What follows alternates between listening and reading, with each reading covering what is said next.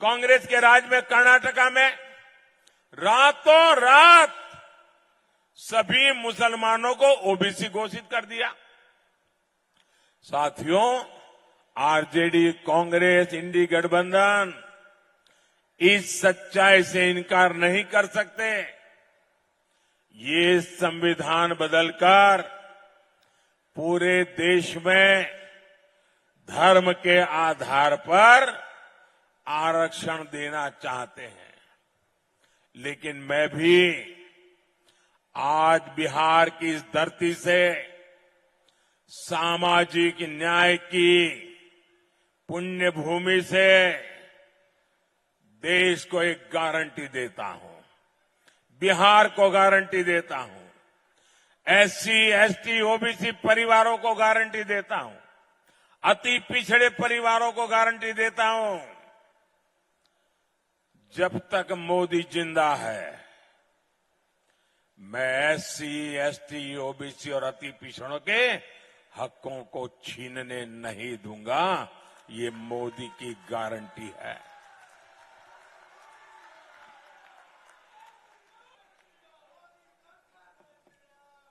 मोदी के लिए संविधान सर्वोपरि है। मोदी के लिए बाबा साहब आंबेडकर की भावना सर्वोपरि है।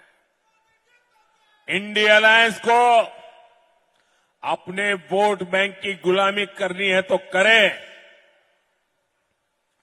उनको वहां जाके मुजरा करना है तो भी करें। मैं एससी, एसटी, ओबीसी आरक्षण के साथ डट करके खड़ा हूं, खड़ा रहूंगा, जब तक जान है लड़ता रहूंगा। क्या कहना है उसके? देखिए, मैंने आपसे कहा आत्मविश्वास जब लड़खड़ाता है तो जवान भी लड़खड़ा जाती है। जब आत्मविश्वास लड़खड़ाता है तो जवान भी लड़खड़ा जाती है और कहीं न कहीं उनके कॉन्फिडेंस में कमी आ रही है और उसका परिणाम ये है कि इस तरह की भाषा इस्तेमाल हो रही है। उन्हें पता है, बीजेपी के लोगों को, कि जनता इस बार उन्हें हटाने जा रही है। 7वें चरण में हर मौके पर मैंने कहा कि जनता का गुस्सा 7वें आसमान पर होगा। जो 6वें चरण में वोट पड़ा है, जो बौछार हुई है वोटों, 7वें में इन्हें 7 समुंदर पार जनता भेज देगी भारतीय जनता पार्टी के लोग। इनकी हर बात झूठी, वादे झूठे निकले, न किसान की आय बढ़ी, न नौजवानों को नौकरी रोजगार मिला और अन्याय की सब सीमा लांघ गई। जब आप उद्योगपतियों का कर्ज माफ कर सकते हो तो गरीबों का, किसानों का कर्ज माफ क्यों नहीं कर रहे? सूदखोर की वजह से घटनाएं बलिया में हुई, गाजीपुर में सुनने में समय समय पे जगह जगह से आती है। सरकार ने क्या रास्ता निकाला है जिससे गरीबों को बचाया जा सके या गरीब को कभी जरूरत पड़े तो उसके लिए कोई इंतजाम इस तरह का हो जहां से वो सस्ते दर पर पैसा ले सके।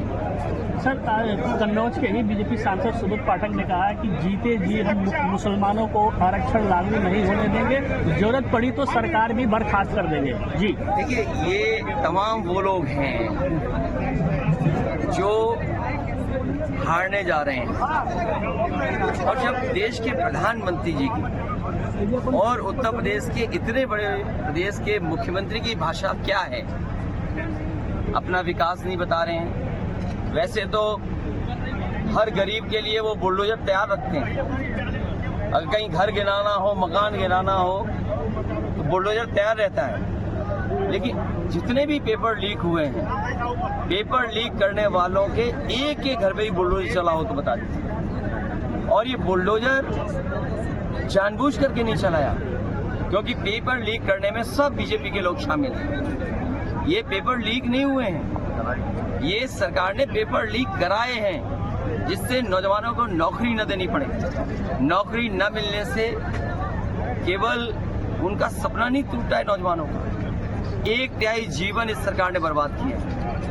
उसका जवाब इस बार जनता वोट डाल के देगी। अग्निवीर व्यवस्था हमेशा हमेशा के लिए खत्म होगी। और जो आरक्षण को लेकर के खिलवाड़ करना चाहते थे, मुझे खुशी है इस बात की कि बहुजन समाज के लोगों ने और खासकर वो लोग जो बाबा साहब भीमराव अम्बेडकर जी के रास्ते पे चलने वाले लोग, उन्होंने संविधान की लड़ाई को अपनी लड़ाई समझ लिया।